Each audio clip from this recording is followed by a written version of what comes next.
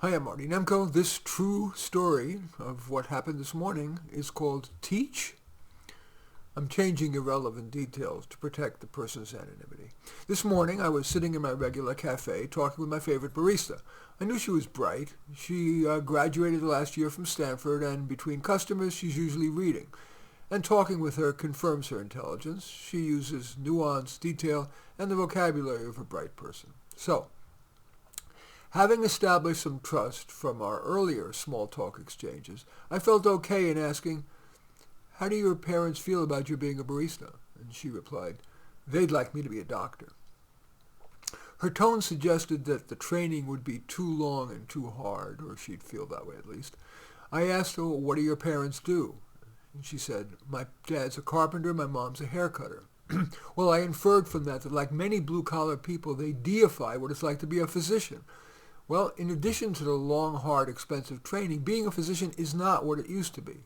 It's now long on paperwork, too rigid so-called evidence-based medicine, defensive medicine in fear of lawsuits, and patients who are know-it-alls waving internet printouts, and on the other end of the continuum, patients who don't follow doctor's orders.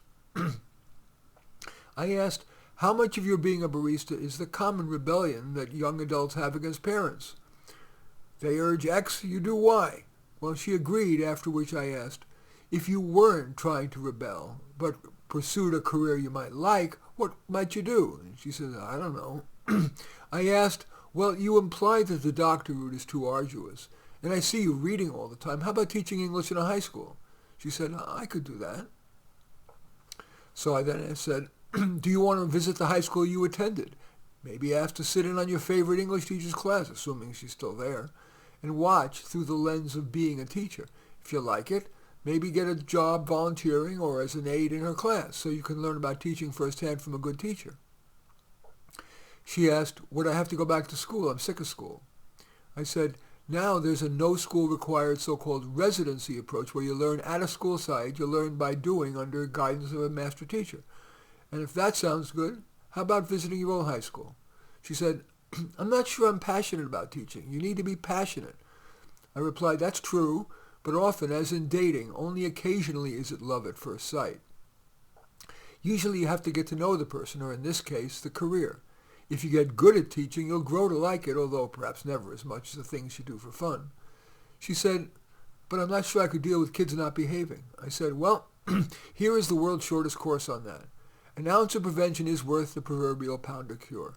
From the first moment you're there in the classroom, show that you're caring but firm with your posture, your voice, and how you respond to the first misbehavior. Kids are going to watch to see if they can take advantage.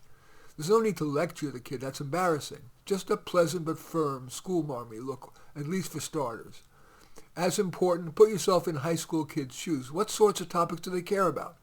Relationships, career, money, cars, parents, college, drugs. Have kids read passages, not whole books, on those topics. Discuss them, have them write about them, maybe even doing acting improvs on them. I believe that at minimum, this morning I planted seeds that when she's ready, her career choice will be driven by her strengths and preferences, not as a rebellion against her parents. Well, is there anything that you want to do in light of my exchange this morning with the barista? In any event, that's I'm calling that Teach. I welcome your thumbs up and accept your thumbs down. I always look forward to your comments, and especially like it if you hit the share button below. Share on your social media so that my efforts can have broader impact. And I am flattered if you choose to subscribe to my channel. And certainly would welcome you taking a look at any of my 34 books. Probably the most relevant to this is How to Do Life, but all 34 are on Amazon. Just go there, search on my name, Marty Nemko, Nemko, and you will find more than you can stomach.